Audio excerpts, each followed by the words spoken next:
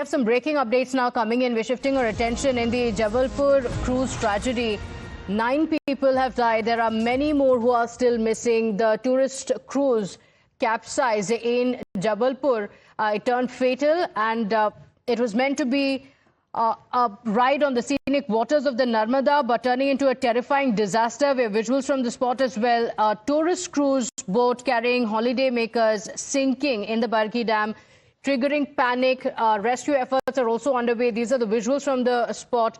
The tragedy unfolded in Jabalpur, where the MP tourism-operated cruise carrying 29 tourists lost balance during a sudden storm and sank in the turbulent waters.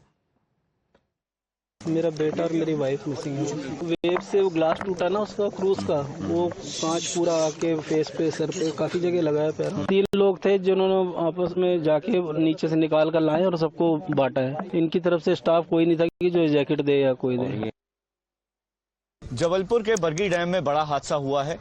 Cruise डूबने से लगभग 4 लोगों की अभी तक मौत हो चुकी है और कई लोग अभी भी लापता हैं। मेरे पीछे तस्वीरें आप देख पा रहे होंगे, यहाँ पर रेस्क्यू ऑपरेशन अभी भी जारी है।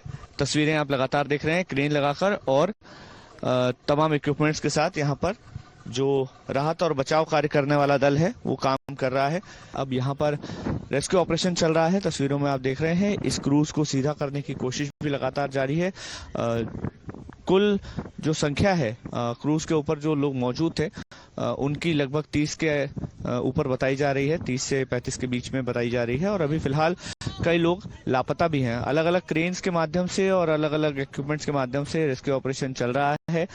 बरगी डैम में क्रूज लंबे समय से चल रहा था, एमपीटी उसका संचालन कर रहा था और यहाँ पर अचानक से आंधी आई। आंधी आने के बाद जो क्रूज है वो पानी में डूब गया। उम्मीद यही है कि क्रूज जैसे ही बाहर आएगा वस्तु स्थिति तभी पता चलेगी। अभी फिलहाल रेस्क्यू ऑपरेशन लगातार चल रहा है, जिसकी तस्वीरें भी हम आपको। When the death toll was at 4, it has now been confirmed at 9. Rescue operations are still underway. And what's the update, Makrand? Are the rescue operations still ongoing? How many people are still said to be missing?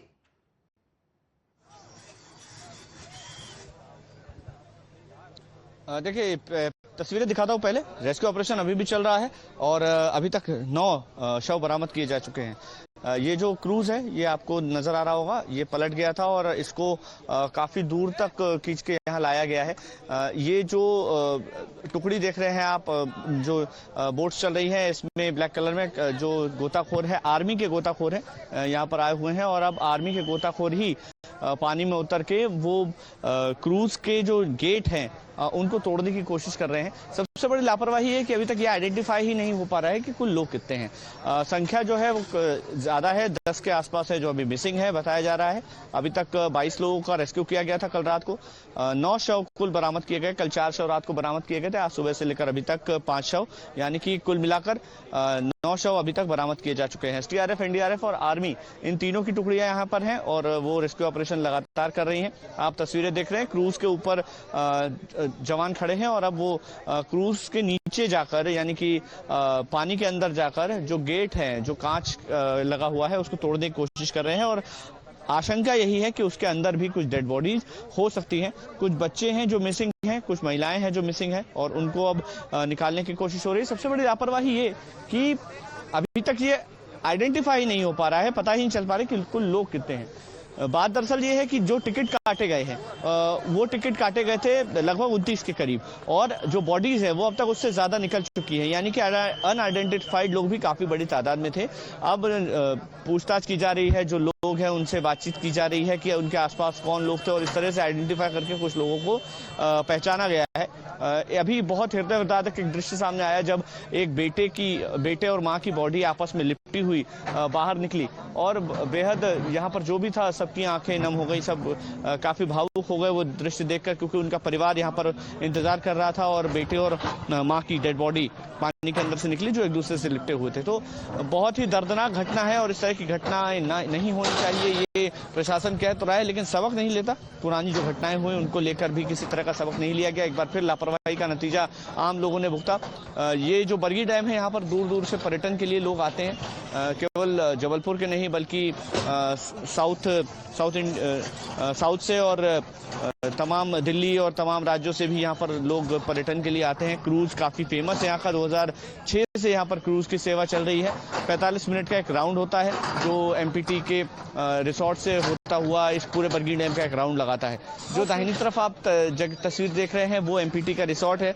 वहाँ पर एक cruise आपको नजर भी आ रहा होगा और इसी तरह के जो क्रूज हैं वो यहाँ पर पर्यटकों के लिए उपलब्ध रहते हैं। 200 रुपये का टिकट होता है। अब कुछ लोगों का टिकट काटा गया, कुछ लोगों को पैसे लेकर विदाउट टिकट चढ़ा दिया गया, तो इस तरह का भी एक जानकारी सामने आ रही है। हालांकि जो मिनिस्टर हैं उनका कहना है कि लापरवाही जिसकी भी सामने आएगी उसके खिलाफ एक्शन लिया जाएगा। लेकिन अभी फिलहाल जिम्मेदार कौन है, जिम्मेदारी तय की जाना बाकी है।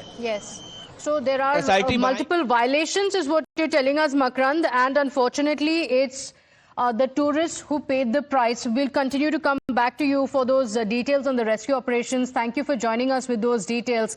With that, we slip into a short break. And